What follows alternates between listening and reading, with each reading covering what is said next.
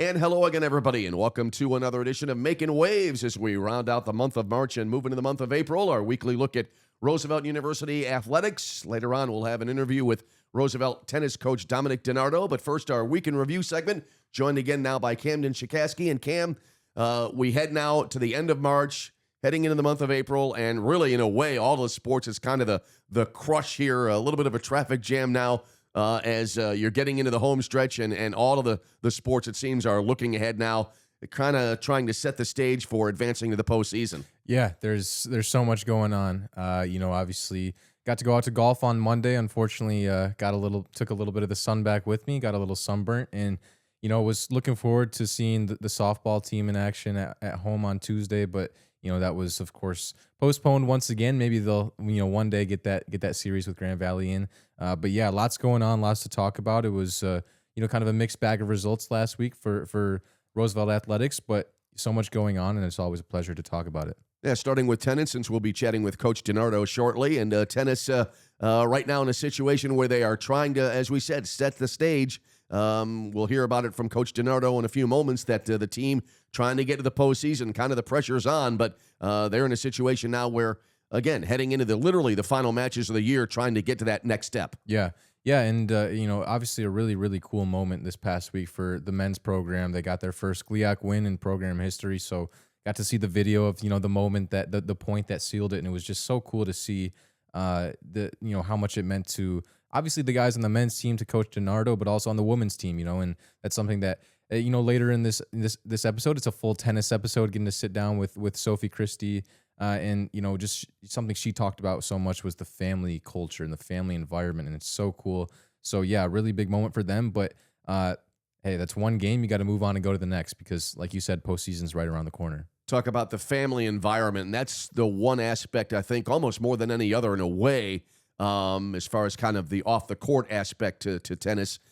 He really emphasizes that, and I know the players take well to it as well. Yeah, absolutely. And what's so unique about Roosevelt in general, Roosevelt prides themselves on diversity, but the tennis team embodies that to a T. There's not a single player from the United States on the roster. There's so many different countries represented, and it's something that is so, again, unique compared to almost any other team or any other university or program that you're going to see. And I think that, Coach DeNardo has done such a good job at building a culture, building a program. It's a newer program. He's still relatively new in his time here at Roosevelt, and he's done a fantastic job at, really building this program, this tennis program up from the ground.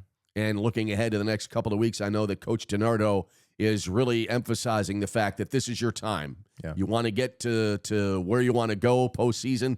This is your time to try to get it done. Yeah, and on the men's side specifically, there's a lot of seniors, right? And so, unfortunately for them, wrapping up their collegiate careers, and if you a little bit more pressure is on, of course, as you wind down your career, but also for the women's team, a lot of really new players, a lot of youth, and it's going to be learning experiences for them, right? So it's kind of interesting. The dynamics amongst the two programs are a little bit different, but at the same time, they're all pulling for the same thing. And as you said, kind of a tennis-centric broadcast this week, so we'll be chatting more about that as we go along here on Making Waves. But now turning to baseball, and a very interesting series for baseball this past weekend on the road, non-conference, but still some fascinating games the baseball team playing this last weekend. Yeah, absolutely. I mean, I think obviously, getting the split you're happy with, especially we've talked about, you go on the road, whether it's basketball, whatever it is, you go on the road, you get a split, you feel good, and that's no different in baseball. I think the way that the first two games kind of played out, it says a lot to me about the character of the team, that they were able to bounce back and get two more wins.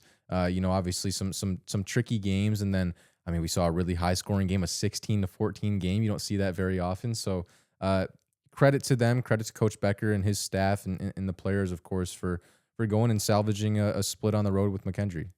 Well, and you talk about that one high-scoring game, 30 combined runs, and not having seen the game, I took a look at the box score online, and I'm looking at the box score, and I'm just thinking, wow, we talk so often about emotional roller coasters, and that must have been a perfect example. Absolutely. I mean, I think if every baseball game had 30 runs, there'd be no people complaining about baseball being too slow or too boring. And unfortunately for those people, that's not a common thing. It's very much a rarity. I mean, I don't think I've ever seen 30 runs in a baseball game before, but it's it's a testament to them.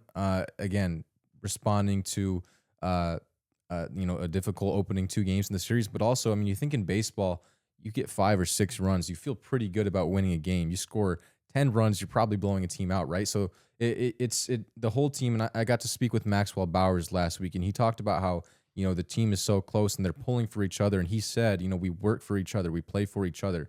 A tough day for the pitching staff, or a tough game for the pitching staff, the offense picks them right up. And it's been vice versa multiple times this season. So, obviously it's easy to almost separate, the offense from the defense, or the offense from the pitching side of things, but it all works together, right? You have to have each other's back. And in that particular game, the offense, stepped up for the team as a whole. Well, and you take a look back at a game like that, and I got to believe for both coaches and players, it's got to be, you got to take a deep breath after a game like that, because 16-14, and you think to yourself, wow, we needed 16 runs to pull out that win. But in the end, all that matters is that you get one more than the opposition, and that's what happened. Yeah, you can win a game 30-29 or 1-0. I don't think you're going to, complain either way. A win counts the same. And so, something that has been kind of a theme, and I feel like I'm saying every week, is winning in different ways. We talk about it with the volleyball team a little bit. We talk about it with the basketball teams. It's no different for baseball, softball, tennis, whatever it might be. You win games in different games. You win highly offensive games. You win low scoring 1-0, 2-1 games, that might go to extra innings. All wins are not made the same, but at the end of the day, they all count the same. And so learning how to do those things differently is so crucial for the longevity and long-term, outlook for a team. And now turning to softball, and a difficult weekend for the softball team.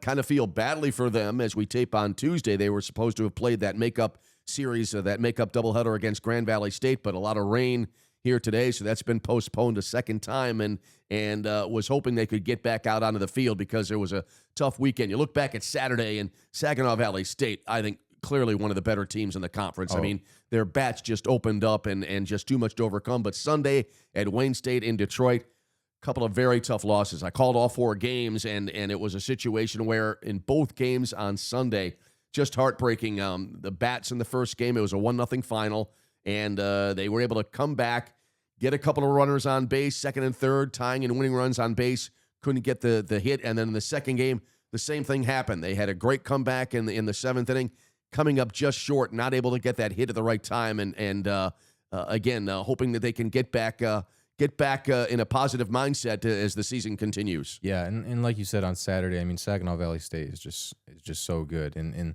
that's the level of the GLIAC, right? It's something that all of our programs and us as employees and people who care about this university and care about the programs are learning, is how good the GLIAC is. And again, on Sunday, it really is, that's just really tough. Of course, Saturday is a tough day, and then Sunday to lose the games in the way that they did they're backbreakers. It's heartbreaking.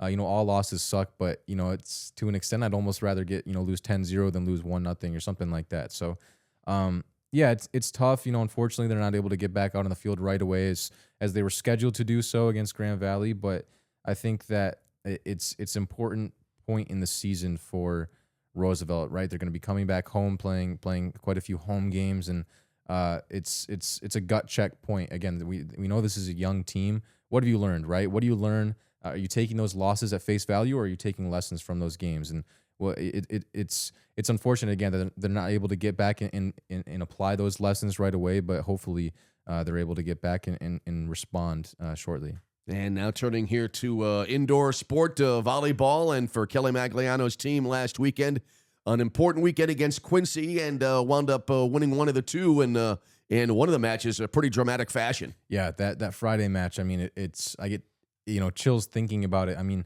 you go down 2 sets, and that's already tough. But we talk a lot about momentum in volleyball specifically. They lost that second set 25-12. That doesn't happen very often in volleyball. I mean, that's a blowout. You get doubled up.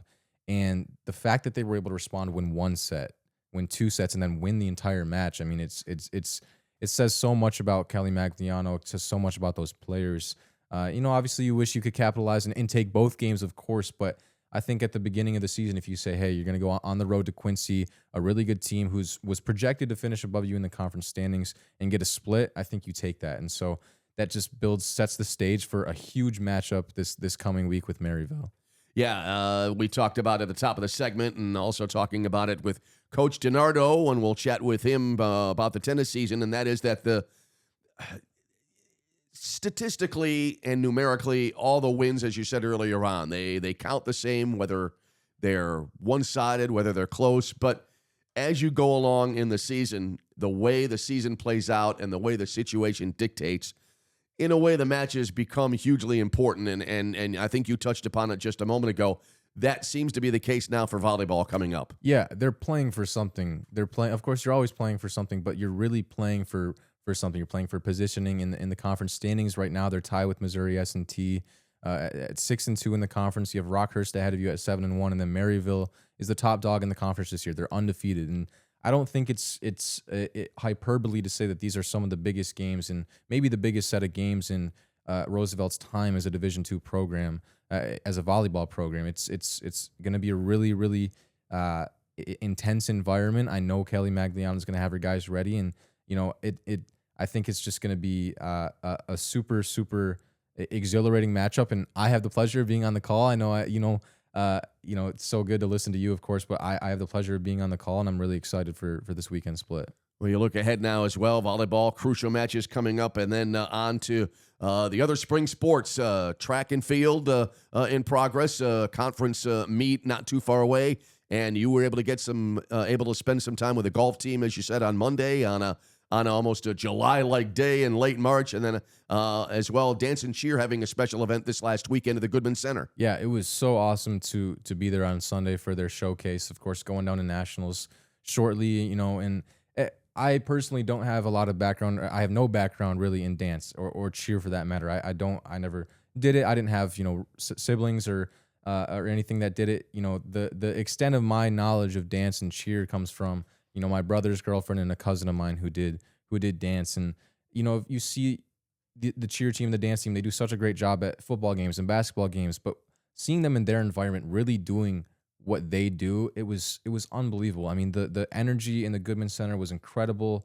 They're national champions for a reason, and it was a pleasure to be able to see that firsthand because I hadn't really gotten to watch them do what they do. And so just talking with Coach Lindsay and Coach Bobby, and after the fact, I just told him, it was such a pleasure to be there, and I'm super, super excited to hear about how they do down in Daytona Beach, and their first year competing at the D2 level, and I'm hoping that they can carry momentum from a national championship last year into this year at the D2 level. Yeah, I know, having done a couple of interviews on that subject in the past few years for cheer and dance, and I know that the national championship environment, it is in every sport, but it seems especially intense in cheer and dance. I mean, I the energy in the Goodman on Sunday was palpable. It was seriously one of the coolest events I've had the pleasure of being a part of. I mean, I didn't do much. I just set up the camera for a broadcast, but just being in that environment, and the athleticism on display and the talent and the coordination and the synchronicity. It was so incredible. It's just I have not I like to dance just for fun, whatever, but I don't have a dancing bone in my body, and so to see one person do one thing that was incredible, and yet the entire team is doing the same thing at the same time. It's so fantastic, and it's a testament to those athletes, to Lindsay and to Bobby for how good of coaches they are. And so, yeah, it's. I wish we could have more events in Chicago that we could go, support and be at. But yeah, to be in the Goodman Center on Sunday was an awesome experience. And as we talked about as well, you were on the move as well earlier on this week, being with the golf team out in the southwest suburbs. Yeah, really, really fun trip over to Bolingbrook to support the guys on, in an event for them. And it was, like you said, it felt like a July day. Unfortunately, didn't apply sunscreen and paid the price for that. Was standing up on the back of the golf cart, and so my my calves and everything are pretty burnt. My face is as well, but I do it all again to go and support those guys. It's so fun to be out there. Golf is so fun to watch, at least for me personally. And they have the GLIAC championships coming up in a few weeks, and are hoping to be able to get up there and support them. But it was nice to be able to finally, they're playing an event near us, and we're able to go support. So it was nice to get out there and root for them. Well, if I can kind of tap your brain here a little bit, you and I are both golfers as well, and it had to have been fun to see the skill level as well. Golf especially, it's an other world universe at that level of golf. The way they can control shots, shape shots. It had to have been amazing to see in person. I've never been actually to a golf tournament in person with either college levels or professionals. I know people who have, and they say it's an unbelievable experience seeing the talent and the skill on display. It's astounding, really. I think of myself as a decent recreational golfer, and then I go watch these guys, and it's like just so the level. Of course, I'm not a collegiate golfer, so yeah, to see how good those guys are is just remarkable. I mean, what's so incredible about golf is you have to be so consistent to be at the level that these guys are. You have to be consistent. You know, that's one of the biggest things that separates an average golfer from a good golfer to a great golfer. And yeah, I mean, their mishits are good shots for me. And you know, if they bogey a hole, they're upset. Whereas if I bogey a hole, I'm like, hey, that's a pretty good hole.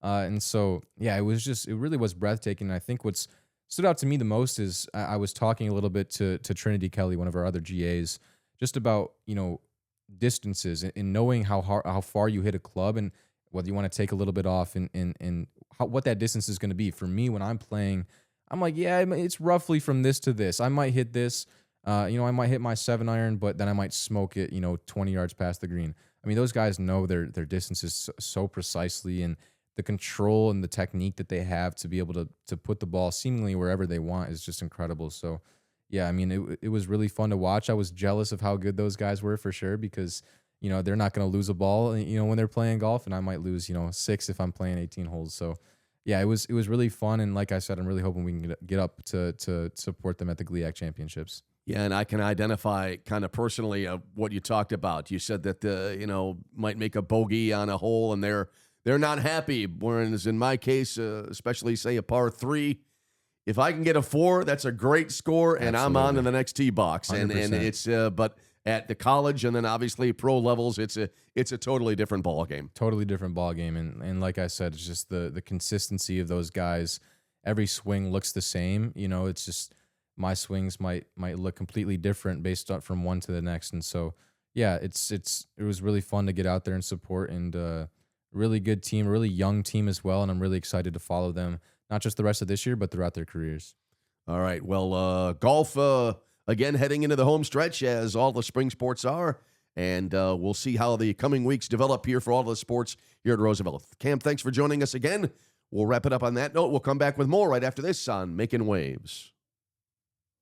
And welcome back as we continue on with this week's edition of Making Waves, joined now by Roosevelt University tennis coach Dominic DeNardo. And Coach, thanks for being with us here. Good to talk. We were able to chat about a year ago here on Making Waves. Good to talk to you for the first time as the tennis season now starting to head to the home stretch of the season as we move toward the month of April. How do you assess the way the season has gone for you so far? Yeah, so women's team has made a lot of progress, a lot of really good freshmen that have came in and have put in immediate results. I know we have a very young team there. No one's graduating, 10 really solid players, and just making building blocks. Hopefully we can get the win against Purdue Northwest next week and make conference. I know the men's team, opposite situation. We have 6 seniors and really good senior day. We won against Michigan Tech and have really good odds to make conference, but next match and just you're only as good as you play that one day, so taking it one day at a time. It sounds like a little bit of a different kind of makeup for the two teams. Youth on one hand, and on the other quite a bit of quite a bit of experience. Yeah, and it's really good for just leadership. I know, men's team seniors do a great job at just passing down. It's just the culture of Roosevelt and just the building blocks to prepare the team for next year. And, women's team, really tight group, really family-oriented and just growing together. They already made so many improvements on last year and just really looking forward to seeing what we can do at the end stretch. When you have a squad like that, which is kind of senior-heavy in a way, how important is the experience factor in helping out the younger players that are new to the program? Yeah, I think that just passing down the senior to freshman, what is the culture of our tennis team? What are we all about? And, we're about family. And, what does that mean? Is that family doesn't always get along, but we have each other's backs on and off the court. Bringing the energy every single day, the intensity. just being one day better at a time, because, I have like 5 freshmen coming in next year for the men's team. Whatever message the seniors pass down to the freshmen now and sophomores, that's the message that the freshmen and sophomores are going to be delivering to the incoming freshmen for next year. So they've done a great job at that.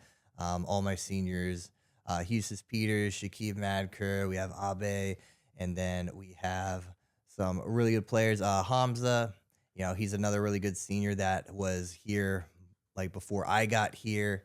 And so really good.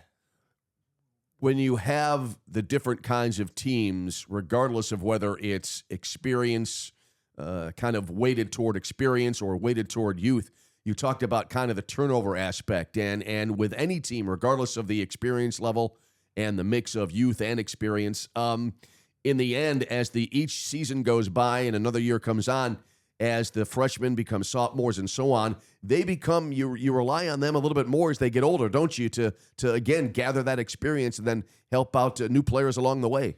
Yeah, absolutely. And I know the freshmen this year, both for the men's and women's team, they've been put in the starting spot and they've had some success, but what they're going to be able to do their sophomore, junior, and senior year, I mean, they're going to be able to have, a very solid record, and I believe they'll be able to be top of the conference by then, based on their level now. For new players with regard to tennis, when they come on board for a freshman year, is it a little bit of a culture shock being able to play at the college level now?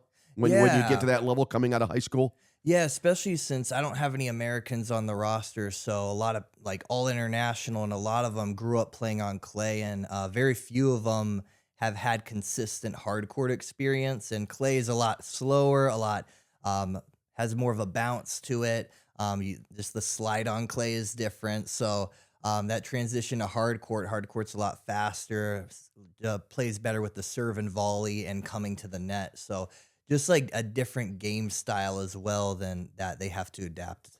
You talk about the different surfaces, and just want to ask real quick, have you had a lot of experience yourself playing on clay over the years? I've had like minimal experience. I've played on it multiple times, but obviously in America, you have mostly hard court, where, in South America, Spain, for example, France, majority is just clay. It's like kind of the opposite, where you see a public park, in Chicago, it's going to be hard court, where, in other countries, it's going to be clay.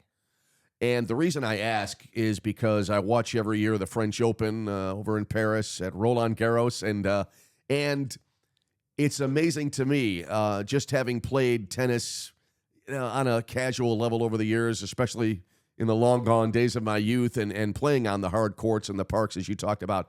It's always amazing to me how the players are able to adapt and play well on clay. Obviously, certain players have great experience, like Nadal was just a tremendous force on clay. That was his forte, but still it's a different kind of game, isn't it? Because you have to time the slide, and it's always amazing to me to see the players make that adaptation, and they're able to play well on that different surface. Yeah, and especially with just 3 different surfaces, and you could include indoor as well.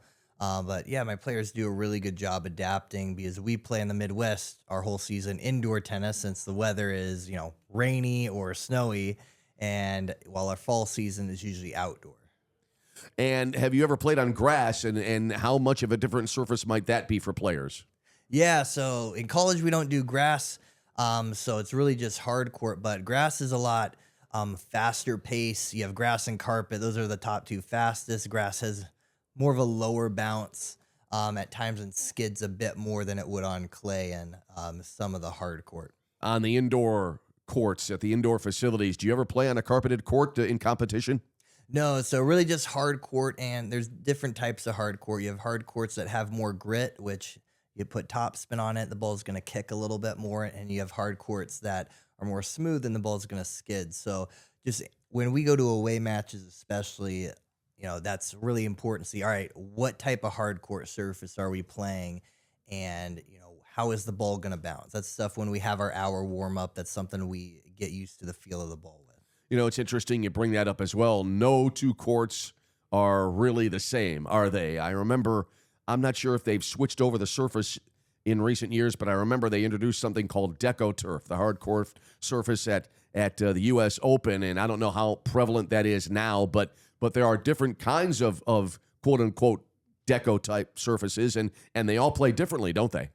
Yeah, and luckily, like most college courts, they're not too different, especially with hard court. But yeah, those are just the little details of tennis that you have to just be aware of, especially since the ball is only on the racket for 2 to 4 milliseconds. So like timing is everything.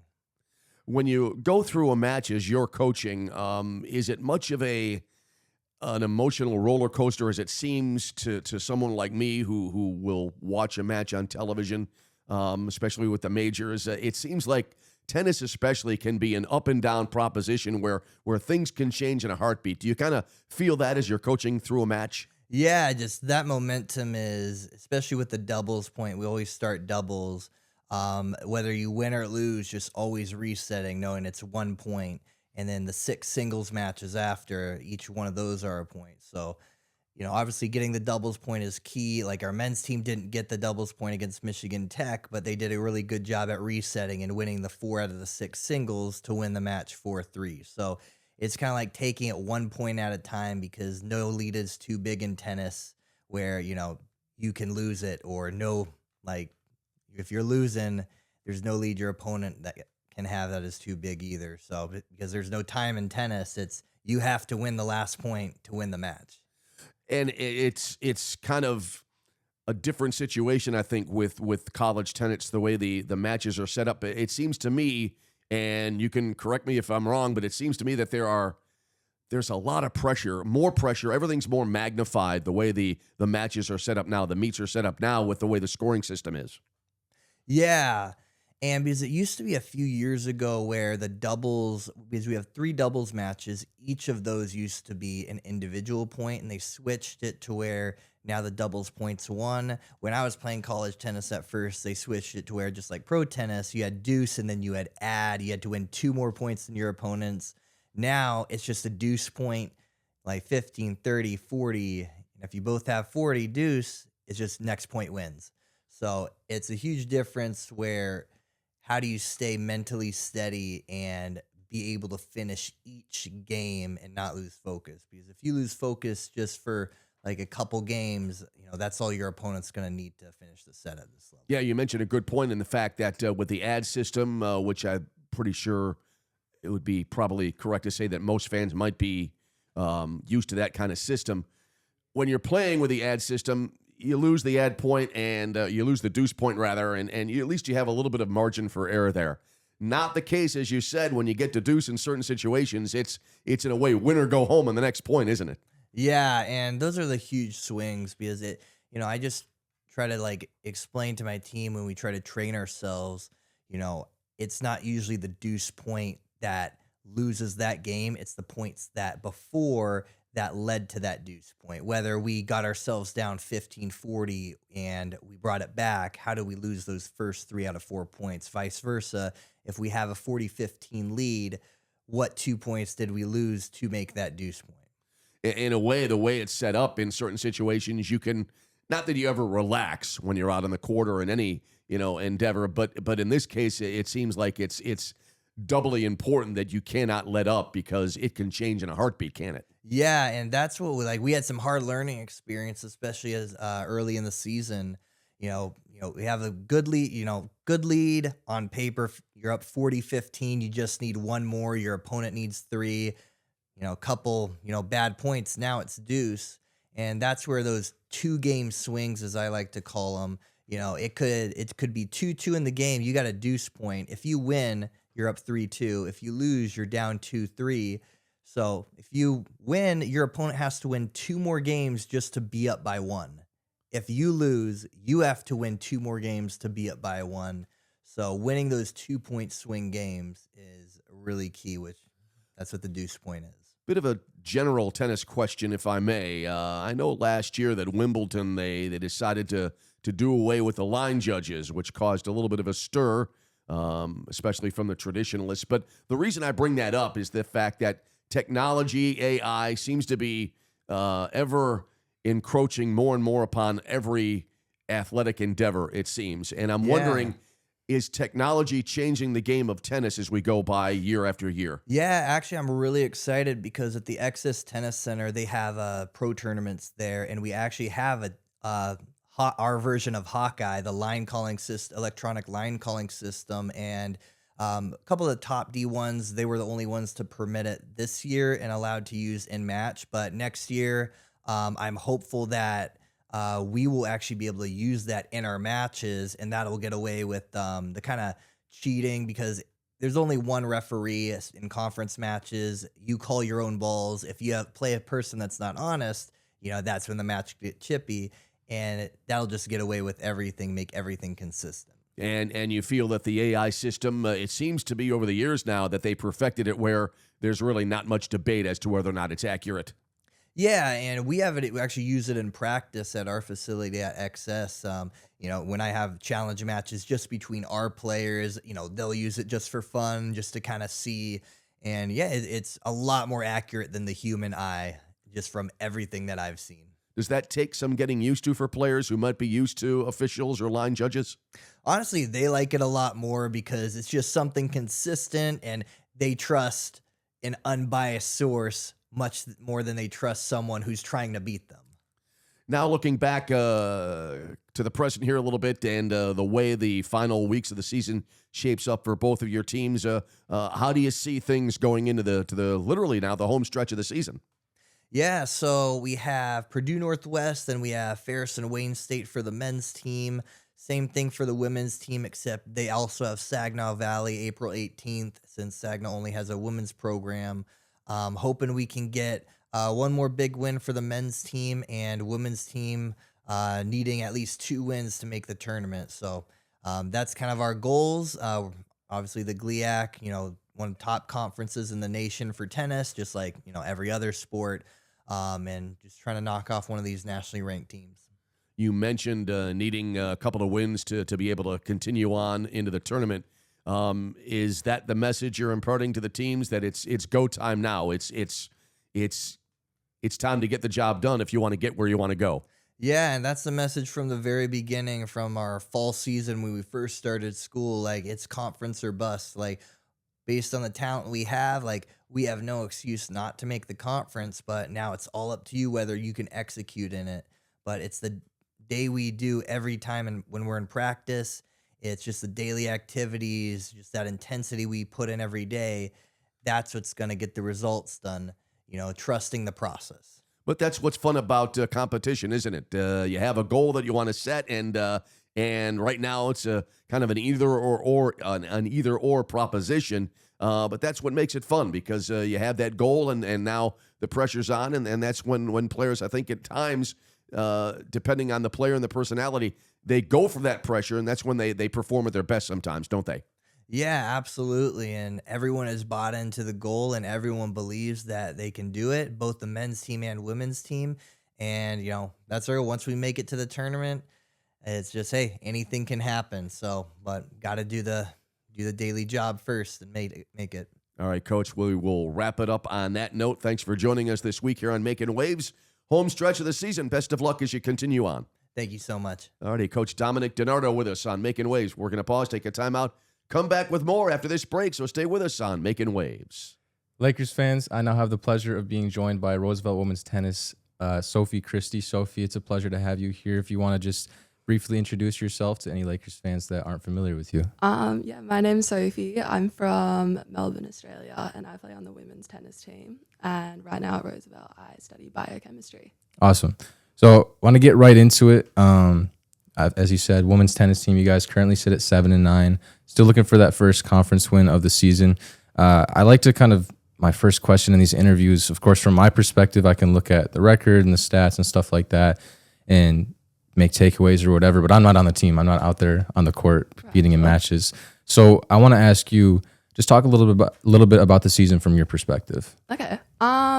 This season, it's been, I don't really think any other team in the conference is kind of going through what we're going through. Like, we have almost like a completely new team. I think out of everyone who played on the team last year in the singles lineup, only one person played like last year and this year.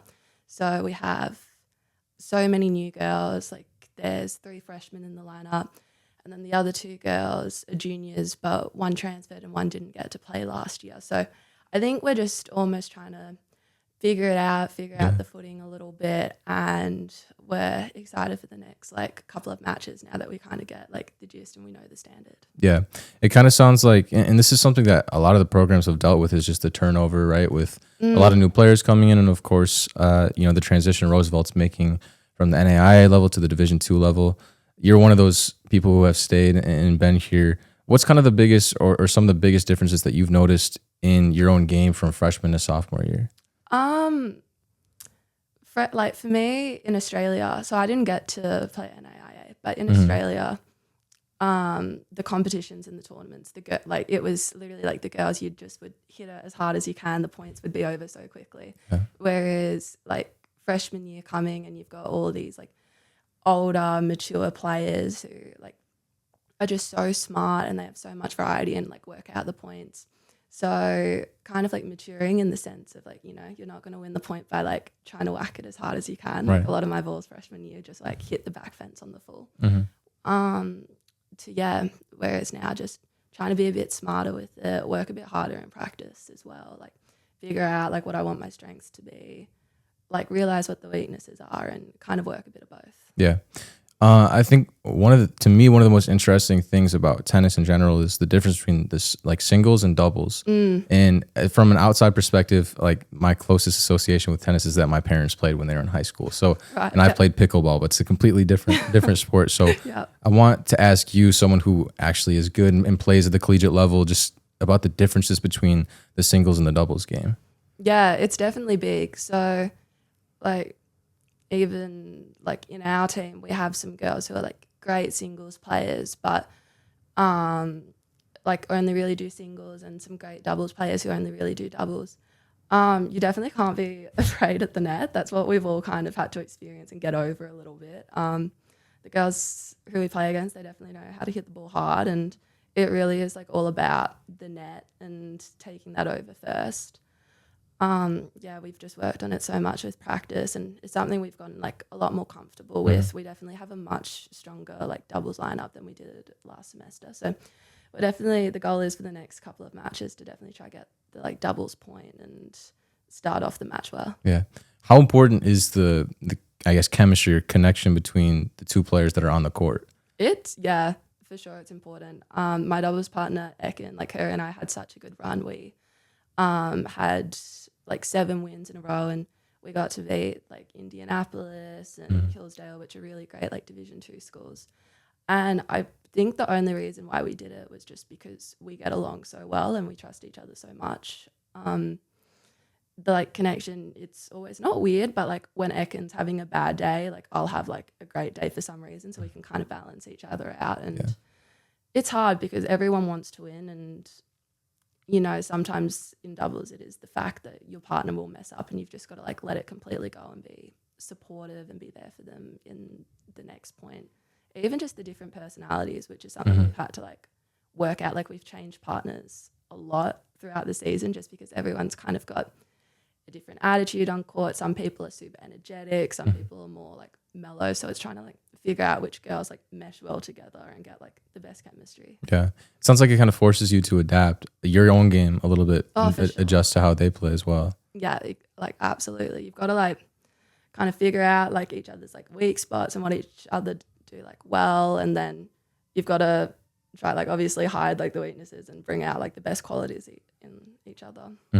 So one of the most interesting things about the tennis program in general is the amount of different countries that are represented on the team. I'm pulling out my phone because I want to give credit to every country that's represented on the team. There's players from Turkey, from Mexico, yourself, Australia, India, Argentina, Russia, Guatemala, and Bolivia, and that's just on the women's side.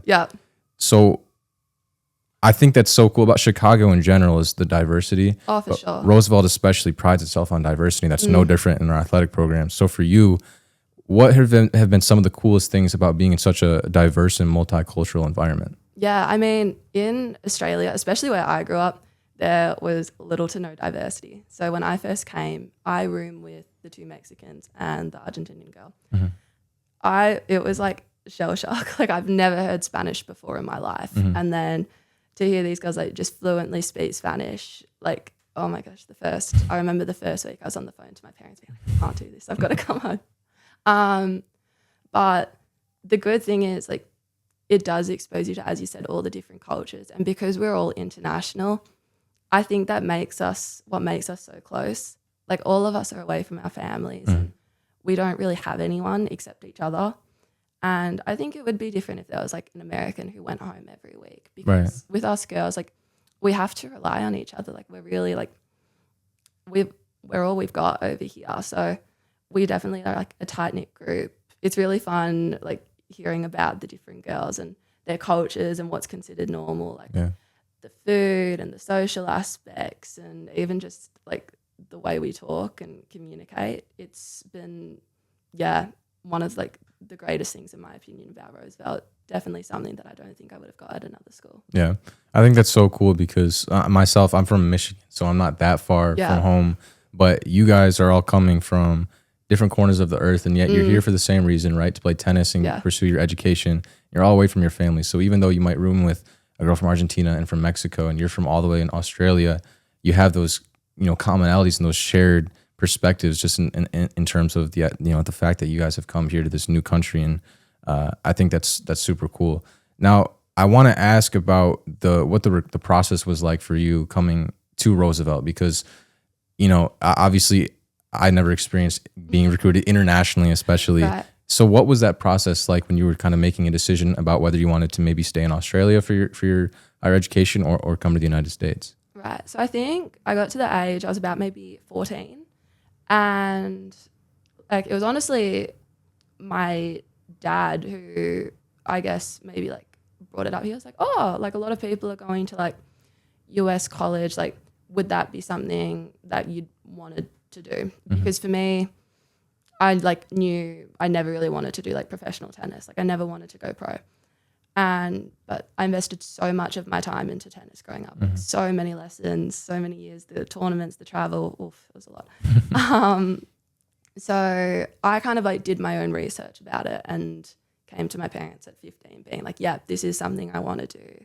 Like, can we start the process? So I was really lucky. I had like an agent that I worked with, Tina Samara. She was amazing. And she kind of like guided me through the whole thing, which is great because I was so like being international, it's so hard. It's so confusing.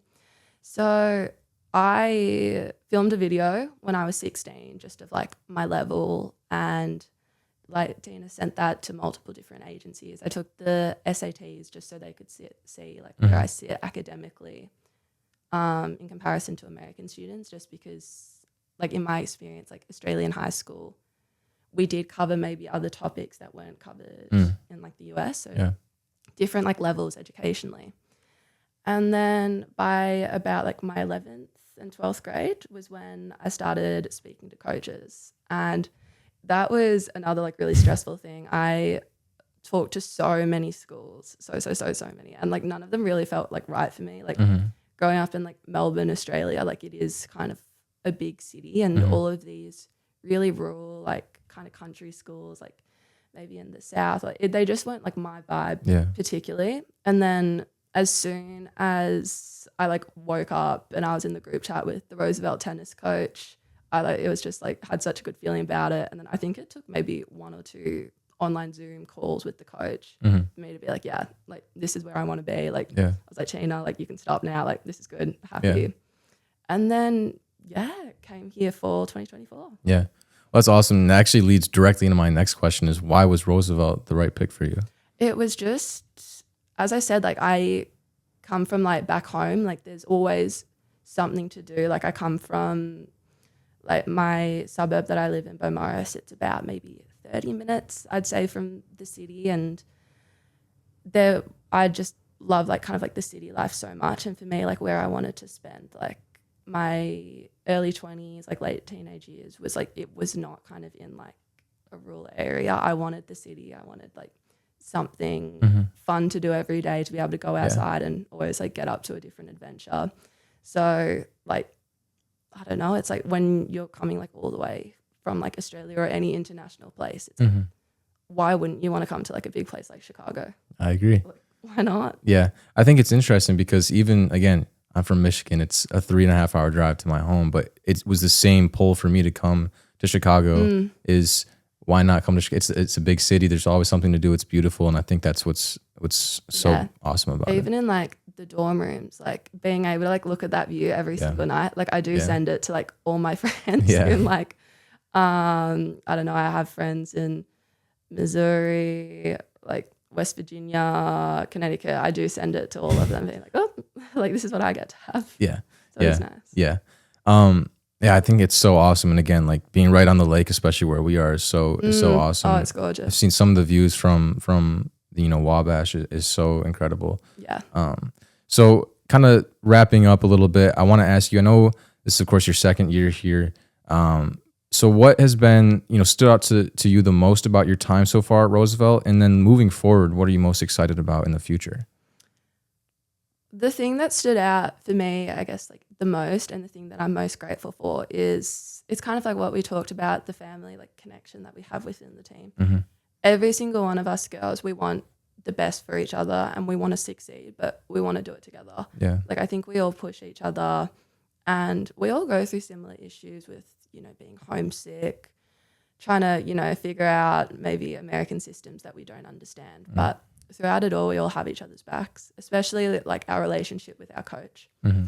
Like I say this like time and time again, I really don't think there's a coach in at least the GLIAC that I've seen that cares as much about his players as our coach does. Like he has our back 24/7. He really, really looks out for us and he wants us to succeed.